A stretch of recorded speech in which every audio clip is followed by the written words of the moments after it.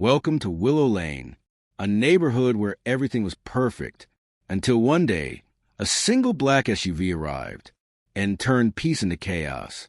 This isn't just a story about parking. It's a story about pride, arrogance, and a war no one saw coming. Buckle up. You're about to hear the true story of street parking wars, the endless battle of Willow Lane. Willow Lane used to be paradise. Every morning, the birds chirped across white picket fences. The neighbors watered their lawns without saying much. Children rode their bikes helmet-free, because here, danger simply didn't exist. Everything had a place. Everyone respected the rules. Even the garbage bin stood in perfect formation, like soldiers on parade. It was perfection. Until that car arrived, nobody knew where it came from.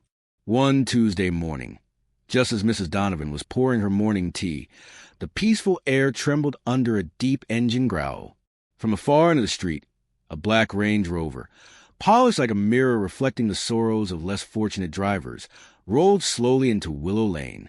It was massive, beautiful, and too confident, like a king conquering new land. No waves, no smiles, just a silent, deliberate glide. It parked directly in front of Mrs. Donovan's mailbox. That morning, the mailman stopped at the box. He honked once, twice. No one came out. He sighed, shook his head, and drove off. No mail that day. No letters. No coupons. No Amazon packages. Just silence. And the car, looming like a silent monolith. Day 2. The black Range Rover returned. This time, it parked slightly crooked, blocking half of Mr. Patel's driveway. Mr. Patel opened his car door, twisted, squeezed, backed out, and cracked. The sound of his side mirror, snapping off, echoed through quiet street like a gunshot. Mr. Patel stood frozen, fists clenched around his steering wheel, face turning a dangerous shade of red. But he said nothing. Not yet. Day 3. No one called it a nice car anymore. It had become the Black Menace. It crushed 3 of Mr. Clark's rose bushes, bent a section of his white fence, and toppled the little wooden bear statue his wife had hand-painted last summer. And still no apology, no explanation, just a black gleam of indifference, reflecting the helpless stares of Willow Lane citizens. By the 4th morning, Mrs. Donovan snapped. She waited by her door, arms folded, lips so tightly pressed they could slice glass. When the SUV slid into its usual spot, now practically grazing her porch steps, she marched across the grass. 3 sharp knocks on the tinted window. The glass rolled down with painful slowness, like a scene from a bad action movie. Inside sat a middle-aged man, his hair slicked back, wearing a crisp white designer shirt, a shiny Rolex glinting at his wrist, and a pair of black Gucci sunglasses. Mrs. Donovan's voice was steady, but her hand trembled at her side.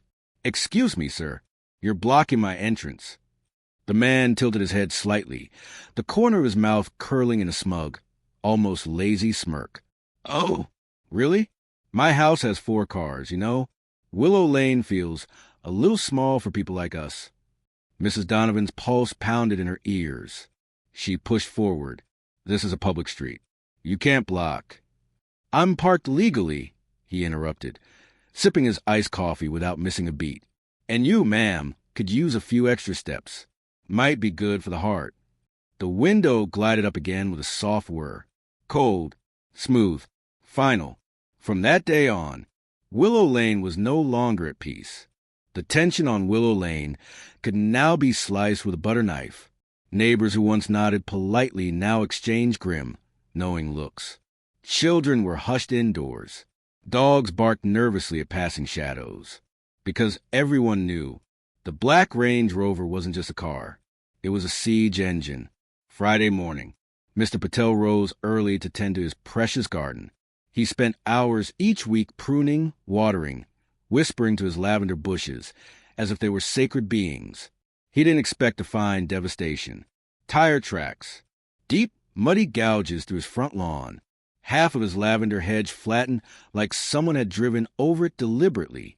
At the center of it all, bold and arrogant, sat the Black Range Rover, basking in the weak morning sun. Mr. Patel trembled with rage. He stormed across the lawn, fists clenched. He pounded on the tinted window.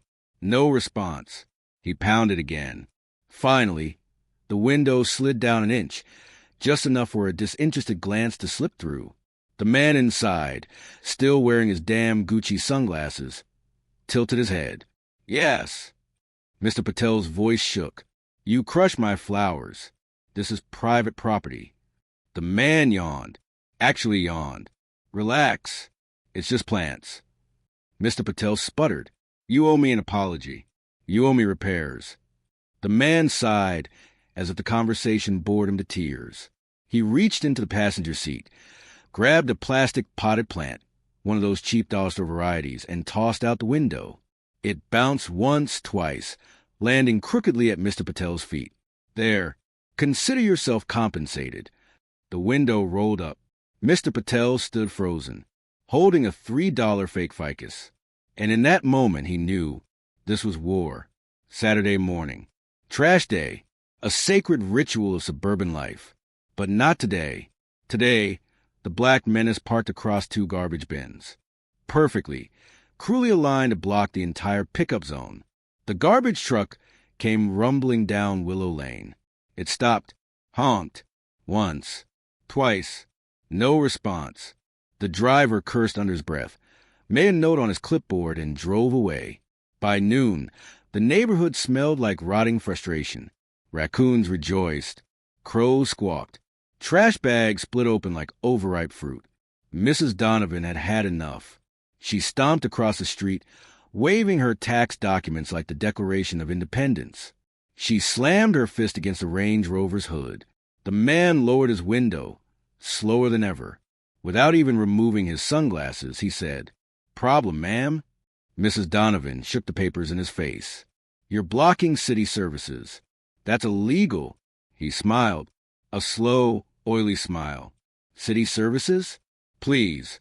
I practically fund this town with my donations." Mrs. Donovan's voice cracked. "We all pay taxes." The man laughed, not a joyful laugh, not a friendly laugh. A laugh meant to mock, to belittle, to stamp her into the ground. "You mean you're $300 a year? Cute." He revved the engine, coughing a cloud of exhaust into her face as he pulled away. That night, the street buzzed with fury. Private chats exploded with angry messages. Next-door forums turned into digital battlegrounds. Even quiet Mr. Clark was seen pacing his porch, muttering darkly into a mug of coffee. The final straw came Sunday. Little Jake's birthday party. The front lawns were decorated with balloons, streamers, homemade signs. Folding tables groaned under the weight of potato salads, cupcakes, and lemonade pitchers. Kids laughed and shrieked, chasing bubbles under the wide blue sky. And then the growl. The Range Rover turned the corner, like a shark entering a pool full of fish. It didn't slow. It didn't hesitate. It plowed straight through the heart of the birthday setup. Streamers wrapped around its side mirrors. Balloons popped under its tires. Plastic plates went flying like leaves in a hurricane. Mr. Clark ran forward, face beet red. He slapped the side of the SUV. "Hey, this is a kid's birthday party. Are you insane?" The window slid down. The man inside didn't even flinch. "Public street. I'm parked legally." Then he reclined his leather seat, turned up his jazz music, and closed his eyes like he was settling in for a peaceful nap. The street was silent. The children stared. The parents stood frozen, mouths agape. Someone dropped a cupcake.